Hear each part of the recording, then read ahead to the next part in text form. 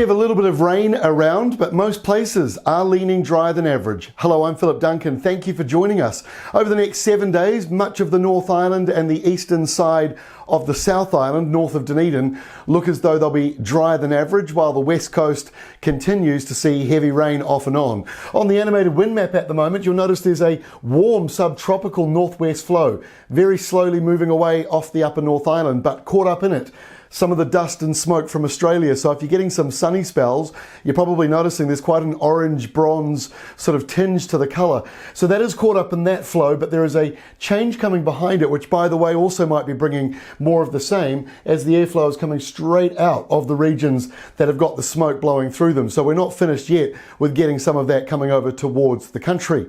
But this week ahead, the wind flows around New Zealand do chop and change a wee bit. So on Tuesday, more airflows coming out of Australia, at least for the North Island, so there might still be a little bit of ash, smoke, I should say, caught up in that airflow. Otherwise, it is mostly dry and fairly sunny as well. A little bit of cloud on the western side, sunny and warm in most other places. The winds get stronger as you come down around Cook Strait, and then the rain clouds begin over on the west coast, and they get heavier once you get to about Hokitika southward. So another burst of heavy rain over there, and once more, a little bit of spillover coming in around Southland, Otago and the foothills of Canterbury.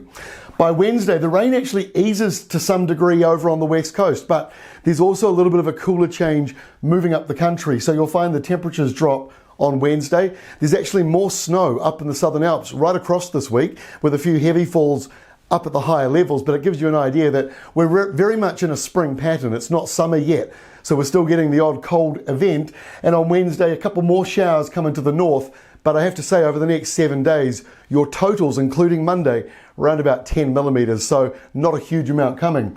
Now, as we move through the week, on Thursday, high pressure out to the west, and that slightly cooler airflow is continuing up around the country. You'll probably find the North Island's just a little bit cooler, but down around Southland, there is a slight change coming, and that is another warm airflow out of Australia, out of the subtropics coming our way, which means by Friday at the end of the week, we not only have high pressure rolling in, but we've also got subtropical Australian nor'westers coming down. Now, there could be some smoke caught up in that as well, but as it drifts on down, it'll be warmer than usual across many places. And as we go into the weekend on Saturday, no real change. And in fact, once more, many parts of the North Island will be getting a very warm sou'wester, which is technically coming out of Australia. So warm weather on the way, more rain on the west coast, especially from about Hokitika southwards. There's plenty of rain coming there, and many other areas are leaning drier than usual, although around Southland and Otago you will be getting some of that spillover